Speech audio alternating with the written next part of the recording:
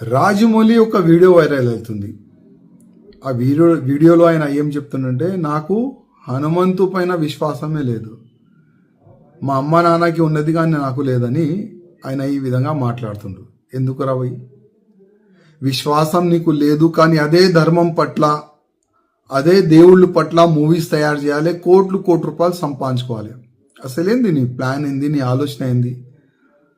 అంటే ఆల్రెడీ ఇంకొక మూవీ తీస్తున్నావు వారణాసి, దాంట్లో మహేష్ బాబుకి తీసుకున్నావు. అంటే ఆ మూవీ ఎక్కువ ప్రచారం కావాలని నీ ఉద్దేశమా, లేక నిజమైన నువ్వు నాస్తికుడా? ఒకసారి డిక్లేర్ చేయి.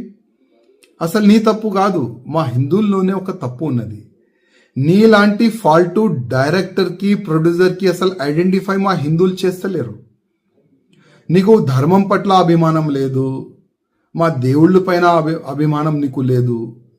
నీ మూవీస్ ఎందుకు చూడాలి మా హిందువులు? బాహుబలి మూవీ తీసినావు, ఆ ప్రభాస్తోని శివలింగం లేపట్టినావు, దాంట్లో కోట్ల రూపాయలు సంపాదించుకున్నావు ఆ మూవీతోని, ఫస్ట్ పార్ట్ సెకండ్ పార్ట్తోని. మళ్ళా మా హిందూ దేవుళ్ళ పైన నీకు నమ్మకం లేదు.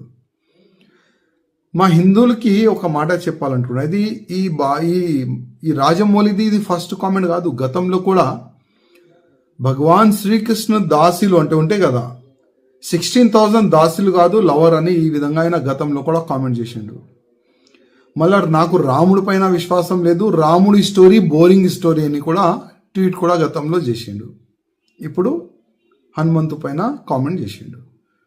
నా హిందువులారకి ఒక నివేదిక చేస్తున్నా, ఇట్లాంటి ఫాల్తూ డైరెక్టర్, ఫాల్తూ ప్రొడ్యూసర్ పైన కంప్లైంట్ ఇవ్వండి. ఇట్లాంటి వ్యక్తులకి జైల్లో పడేస్తే అర్థమవుతుంది, హిందూ దేవుళ్ళ పైన కామెంట్ చేస్తే అసలు ఏమవుతుంది నా గతి అని ఈయనకి అర్థమవుతుంది. అదేవిధంగా ఈ ఫాల్తూ డైరెక్టర్, ప్రొడ్యూసర్ తీసిన మూవీ ఎవరు కూడా చూడకండి. మనం చూస్తాం కోట్ల రూపాయలు, 100 కోట్ల రూపాయలు, 1000 కోట్ల రూపాయలు ఈయనకి సంపాదించిస్తాం. అందుకోసం ఈ నాస్తికుడు మన ధర్మం పైన ఏ నోరుకొస్తే అది కామెంట్ చేస్తుండ్రు. అందుకోసం మన హిందువులకి కొద్దిగా అర్థం కావాలి, మన ధర్మం పైన, మన దేశం పైన, మన సమాజం పైన ఎవరైనా తప్పుగా కామెంట్ చేస్తే ఆయన గతి ఏమవుతుంది, కొద్దిగా మన హిందువుల్లో ఒక అవేర్నెస్ వచ్చే ఇప్పుడు అవసరం ఉన్నది.